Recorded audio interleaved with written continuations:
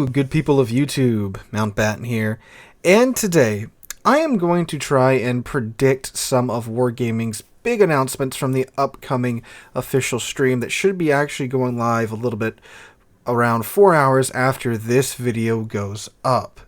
And we're going to make these assumptions based upon just some things that have been happening around the game for the past couple of weeks or so. Some stuff goes a little bit further back, but I'll be explaining most of my reasoning for these predictions.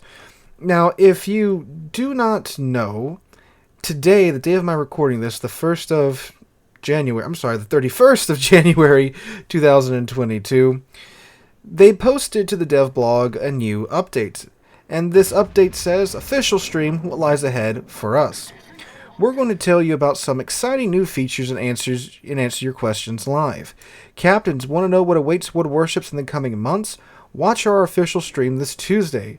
The stream starts the 1st of February at 1400 UTC, which is around 8 o'clock in the morning for my time. In the next 6 months, you'll be able to participate in various game events, fight in non-standard formats, and add new ships to your personal fleet. We're also preparing some gameplay and interface improvements. Tomorrow we'll share the details of our exciting plans with you and answer your questions. And then they link to their Twitch channel. Note that the stream will be in English.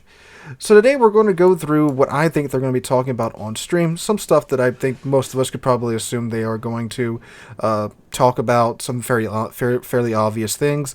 And then some things that I think might be a couple of curveballs that might be coming a bit out of nowhere for a large part of the community. Now again, we'll know very shortly if I'm right about this in approximately 4 hours. I don't think I'll get everything right on the head, but I think some things will be accurate at least. And we'll see. Shouldn't be too long of a wait for those of you that wake up not at 4 o'clock in the morning to catch these at the first second they're uploaded. So let's go ahead and get into it.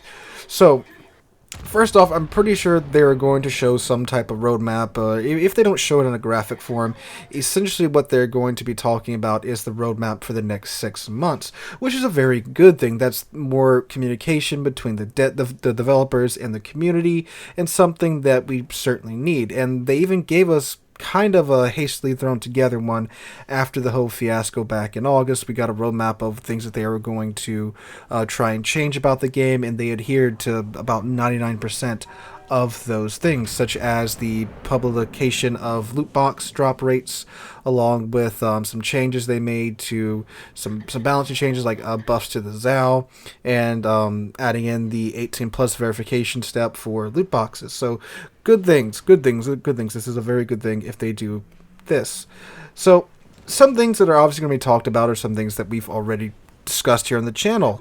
I'm sure they're going to talk about the next step in the Pan-Asian Early Access Cruiser event.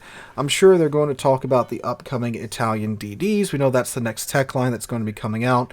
They may even show off some gameplay or show off the Italian DDs in port, and probably release more details about that early access event as well, because that should be coming right after the Pan-Asian Cruiser early access event ends. I'm sure they're going to mention the Grosser first and Calvados removal and show off the Prussian and the Delany a little bit, and probably talk about airship mode, which is the coming soon temporary game mode that's actually playable right now on the PT server. I myself haven't really gotten into it just yet, but from what we saw from the dev blog, it should be a fairly fun mode, probably a bit chaotic one, to where at the end essentially you have two teams. Both of them are escorting their airships through the map, and at the end the airships basically take a path that's, I think, like 1 or 2 kilometers away from each other in game. So some beautiful chaos should be happening in that game mode.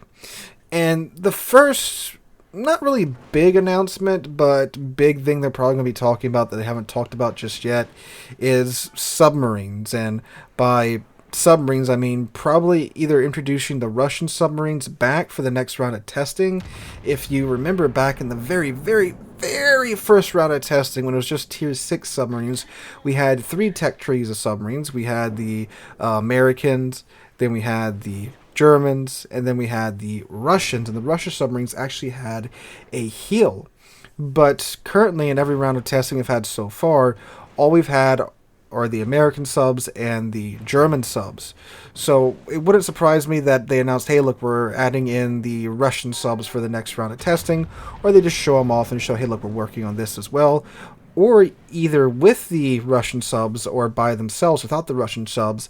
I would expect them to maybe introduce the Japanese submarines. So one of those two or a combination of those two should be shown during this event, I would think. Now, the first big left field announcement, I think, will be an American carrier split. Why? Well, first off, we've seen a huge influx in splits in the game in terms of line splits. We saw the Russian cruiser split. Then, of course, we had the American cruiser split, the Royal Navy cruiser split, so forth and so on. And we just got the whole German battle cruiser line as well. So, why do I think there's going to be a CV split? Well, myself and a large part of the community would immediately point to Yorktown. So, there's a couple things about Yorktown that are kind of strange if it truly is just going to be another premium ship. So first off, we haven't actually seen an image of the ship just yet. Most images released with announced ships have their icon on the image, so that's an extremely easy way to identify what type of ship that ship is. If it's a completely gold icon, then that is a premium ship, a ship you buy either for money or maybe resources, or combination of money or resources, meaning that there's normally a way you can just throw cash at the screen and get the ship. If it's a special ship, it has a white inner icon, then the little leaves around it or gold, meaning that it is a ship you have to purchase with resources in game, like a straight up coal ship or a steel ship or a free XP ship.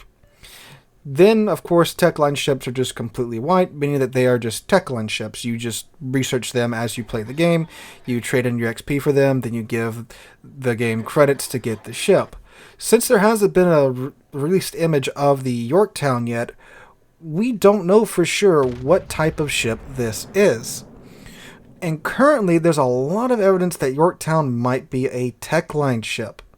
If you use a third-party website such as Games Models 3D, you can view the Yorktown model, and right now there's no premium permacamo for the ship.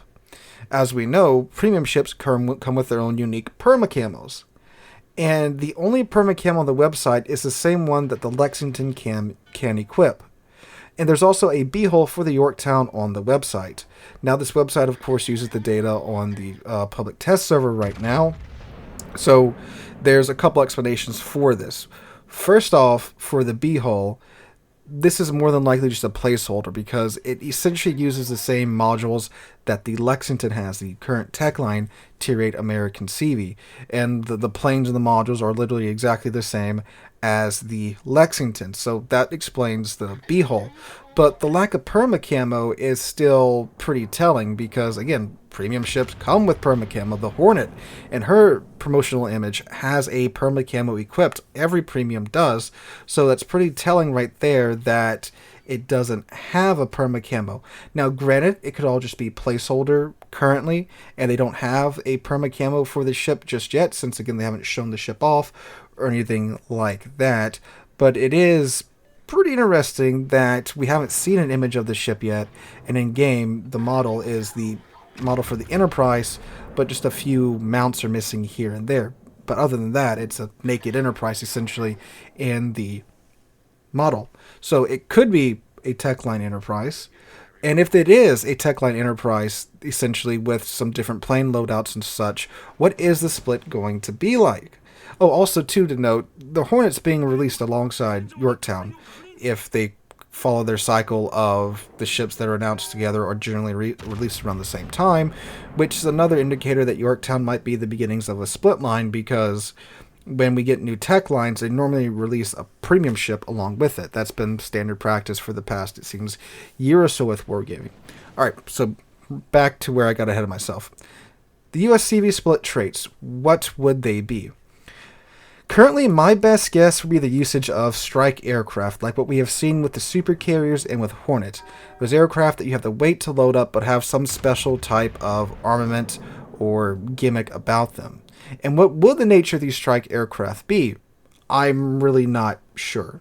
Maybe they will be ASW aircraft. Since CVs don't have a way to do that right now, we might get a whole line of American CVs with ASW strike aircraft. Maybe there'll be aircraft with different types of armament for the U.S. line. Maybe something like skip bombers, which the U.S. did during World War II. Maybe there'll be AP rockets. Maybe they'll have attack waves like the Soviet CVs where all the aircraft attack at once. I'm not sure either way, but I'll be pretty eager to see if we get to see the Yorktown. It might just be a premium ship for all we know, and they might just not have had the camo ready for it yet, or might not have had the statistics and characteristics of the ship ready yet. It might just be a balanced Enterprise for all we know, but I don't know, and given what we know about the ship and how Wargaming has released splits in the past, it very well might be the beginning of a CV split.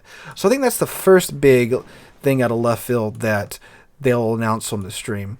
The second big announcement is going to be an even harder curveball out of left field, and that is the introduction of NFTs into the game. Now, NFTs are non-fungible tokens. We'll get into exactly what those are here in a second. But let's go ahead and look into the history of wargaming with NFTs. And yes, they do have a history with NFTs. It's a pretty recent history, but they sure do have one. So, back in the year of 2021, Wargaming announced in January of that year that around the fall of 2021, something called Fall Ratings would begin. It's an event in World of Warplanes of all games. Now, we'll get to the fact that it's in World of Warplanes here in a minute, but just let that sink into your brain for a second. In this event, you could earn something called NFTs for participating in the event. Now, NFTs are the latest trend in the world of cryptocurrencies. And again, it stands for non-fungible token. And they work, from my understanding at least, I'm not a crypto bro, I don't know much about it. But essentially, they have a unique code in their blockchain, and they are produced in limited numbers.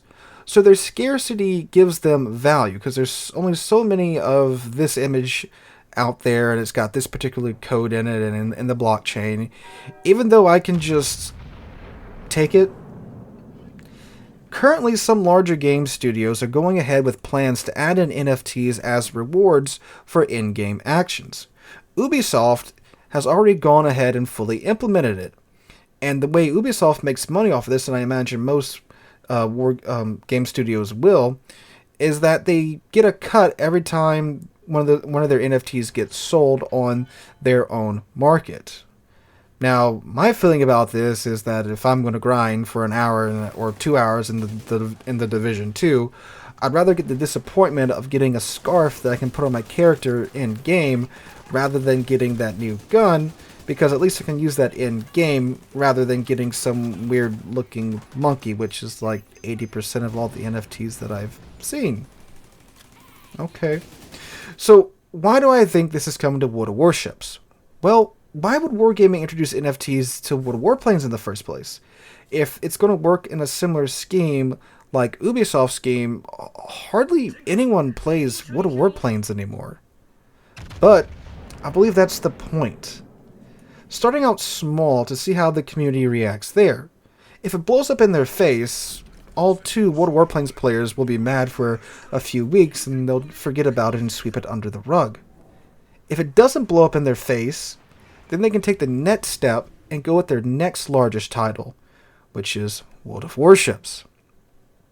The ultimate goal, of course, being to introduce NFTs to their cash cow flagship title, World of Tanks, and again, profit off a similar scheme that Ubisoft is running.